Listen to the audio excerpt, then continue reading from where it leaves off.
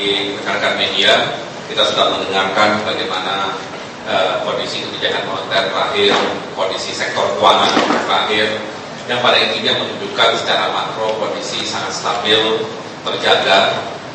Tapi meskipun begitu, tentunya kami di pemerintah terus mewaspadai pergerakan nilai rupiah dan tentunya harus melakukan kebijakan-kebijakan yang bisa memperkuat nilai rupiah itu sendiri.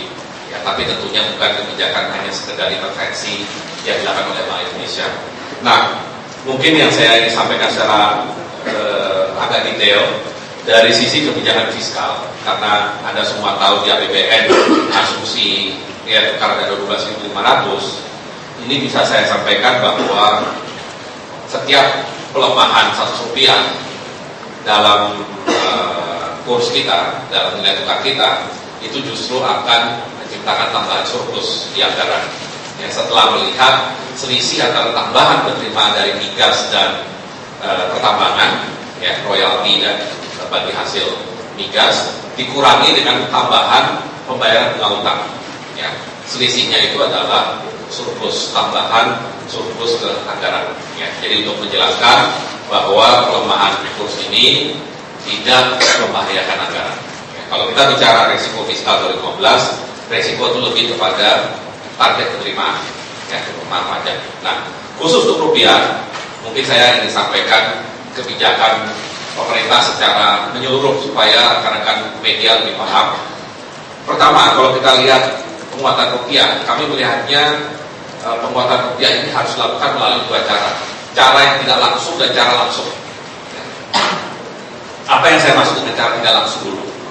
Cara tidak langsung itu tadi sudah disampaikan oleh Pak Deputi Gubernur, bahwa kalau dibandingkan dengan beberapa negara lain, khususnya emerging economy, yang dalam kondisi kemarin ada yang mengalami pelemahan mata uang, tapi ada juga yang mengalami penguatan mata uang. Yang mengalami pelemahan mata uang lebih kecil dari rupiah, atau yang mengalami sebaliknya apresiasi terhadap dolar, itu adalah negara-negara yang current account deficitnya lebih kecil atau dalam tren menurun. Ya. Artinya apa? Secara tidak langsung kita harus membereskan masalah current account deficit kita. Tadi Deputi Gubernur sudah menyampaikan current account deficit tahun ini diperkirakan mungkin sama dengan tahun lalu, tetapi untuk pengeluaran yang lebih produktif, terutama capital expenditure dalam konteks belanja infrastruktur. Nah, itu adalah hal yang sudah given, karena menjadi komitmen kita ingin anggaran kita alihkan kepada pengeluaran yang lebih produktif. Nah, tapi kita harus terus melakukan kebijakan untuk mengurangi current account deficit itu sendiri, tanpa mengganggu program pemerintah dalam melakukan belanja infrastruktur. Nah, itu yang semua tidak langsung, ya, yaitu melalui mengurangi current account deficit. Nah, sekarang saya yang langsung maksudnya apa? Kalau kita bicara pembentukan nilai tukar, ini kan adalah supply dolar versus demand dari dolar.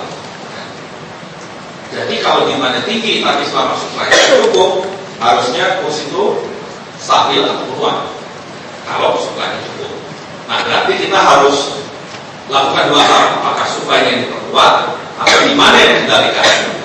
Nah, pertama, ini kita sudah punya sebenarnya alat yang sangat bagus, namanya undang-undang mata uang. Ya. Tapi sayangnya sampai hari ini, ya mungkin karena kita memang belum terlalu kencang melakukan law enforcement, masih banyak sekali transaksi di Republik ini, bahkan transaksinya itu antar pihak di Indonesia sendiri yang masih menggunakan dolar.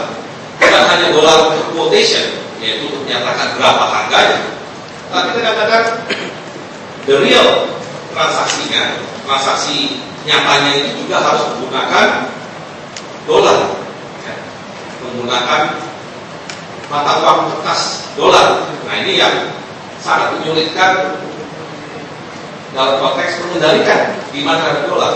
Karena nanti Anda bisa bayangkan, kalau misalkan ada contoh di kawasan industri di daerah timur Jakarta, mereka mengenakan sewa terhadap semua tenant, yaitu pabrik-pabrik di situ, dalam US dollar per meter persegi.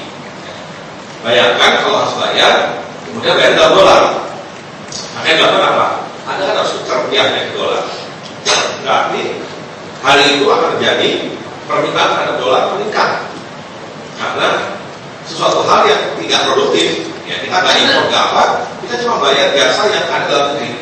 Nah, dengan konteks seperti itu, maka kita Kementerian Keuangan dan BI akan membentuk tim gabungan untuk melakukan enforcement secara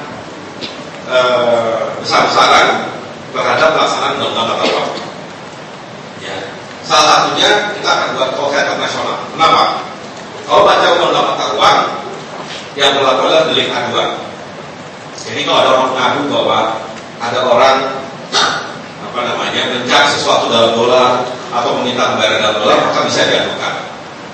Cuma kalau mengadunya susah, orang tidak akan melakukan. Maka kita akan buat permudah selain sosialisasi, kita akan siapkan call center nasional untuk pengaduan penggunaan mata uang asing, tidak harus dolar ya, mata uang apapun di Republik Indonesia ini. Karena kita sudah punya undang-undang mata uang dan itu hukumannya serius kalau orang melanggar. Selain itu tentunya kita akan dorong transaksi-transaksi termasuk antar BUMN ya, maupun jasa-jasa yang ada di Indonesia untuk menggunakan mata uang rupiah. Yang paling penting adalah real transaction-nya itu dengan rupiah. Bahwa referensi harganya dengan mata uang lain silakan, tapi yang penting ketika membayar itu adalah rupiah supaya tidak ada permintaan terhadap US dollar. Dan itu akan mengurangi permintaan terhadap US dollar domestik. Dan harapannya kalau itu dilakukan secara besar, paling tidak bisa membantu pergerakan kurs itu sendiri. Kedua, yang versi langsung tadi, 1 April ini kalau tidak salah akan berlaku peraturan Menteri Perdagangan, ya itu kan Menteri Keuangan, peraturan Menteri Perdagangan tentang kewajiban penggunaan LC, ya, letter of credit untuk komoditi-komoditi ekspor utama Indonesia, terutama yang hasil bumi, yaitu untuk mineral, untuk kelapa sawit, CPO, untuk batu bara, dan satu lagi untuk minyak dan gas bumi. Nah, kombinasi dengan Permendas ini sudah ada juga peraturan Bank Indonesia, ya, peraturan Bank Indonesia tentang kewajiban menyetorkan devisa hasil ekspor. Apa tujuan dari dua kebijakan ini? Simpel, menambah supply dari dolar. Kalau ini kita nggak bicara mengendalikan demand tadi lalu dolar mata uang, tapi supply-nya ini di provide dengan kita membawa sebanyak mungkin devisa hasil ekspor itu masuk ke dalam sistem keuangan atau sistem perbankan kita, ya. Sehingga mudah-mudahan pasar mata uang yang sering dikatakan tipis itu bisa kita perkuat, kita tebalkan sedikit dengan adanya kebijakan-kebijakan ini. Mungkin itu yang bisa kami sampaikan sebagai respons dari pemerintah dan otoritas baik Bank Indonesia maupun otoritas jasa keuangan di dalam konteks kita menyikapi kondisi ekonomi terkini